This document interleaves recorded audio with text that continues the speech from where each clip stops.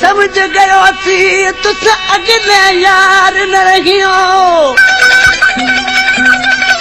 हस के दिलड़ी कसग दोई तुसा बेपरवाह थी गयो हट तगे पे चिचला दे जलून रुने दे पयो गुलाम फरीदन दी बेकस जिंदड़ी कद जुल्म करे दे पयो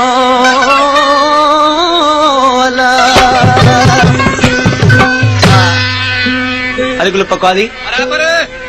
आशिका महबूब जुदाई करे पो महबूब आयस मयार गण मुझा आशिक तू पक्को थी हुई आशिक रोई चो लॻो तू मुझा महबूब साईं अहिड़ी त का ॻाल्हि नाहे कुछ तुझो भी कसूर है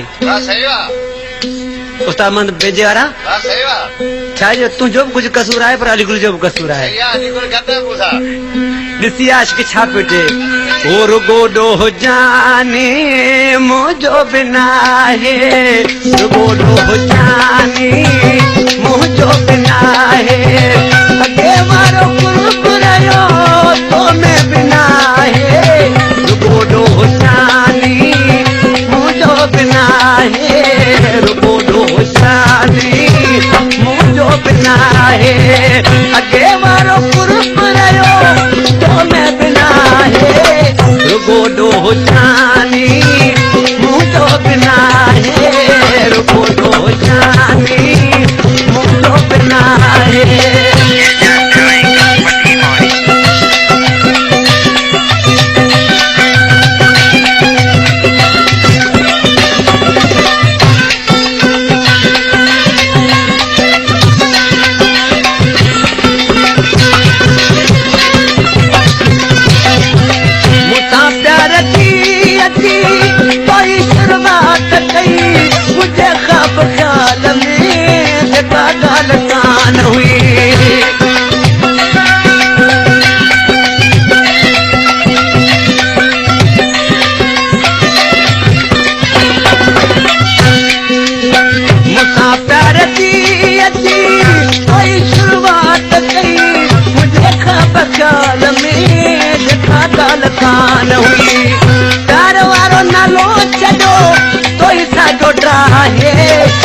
गोडो जाने मुझो बिना है गोडो जाने मुझो बिना है अगे मारो कुरकुरायो तो मैं बिना है गोडो जाने मुझो बिना है गोडो जाने मुझो बिना है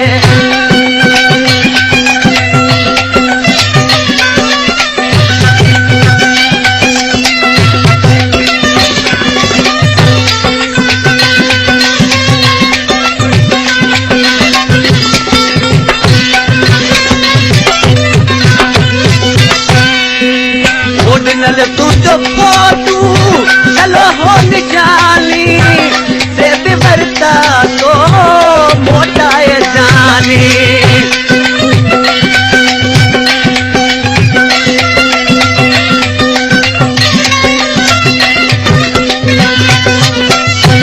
तू तो फोटू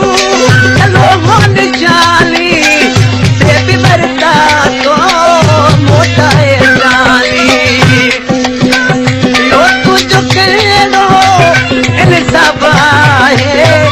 गोडो जानी मुझो बिना है गोडो जानी जानी मुझो बिना है अगे मारो कुरकुरायो तो मैं बिना है गोडो जानी मुझो बिना है गोडो जानी मुझो बिना है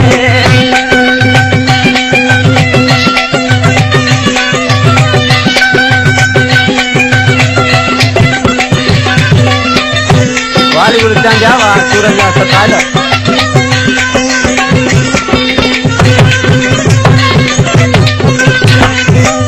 करे को बहानो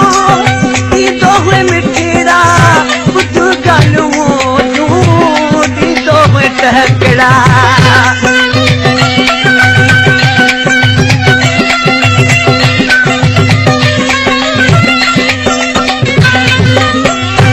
चंदा कुछ खिले तो सही मुधो वेठो ही आज के माण्हू सीट का तो चेदा वो करे को बहानो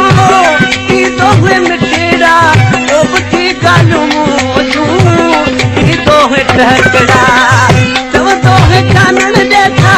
अल्लाह तो में चाहे रुगो डो जानी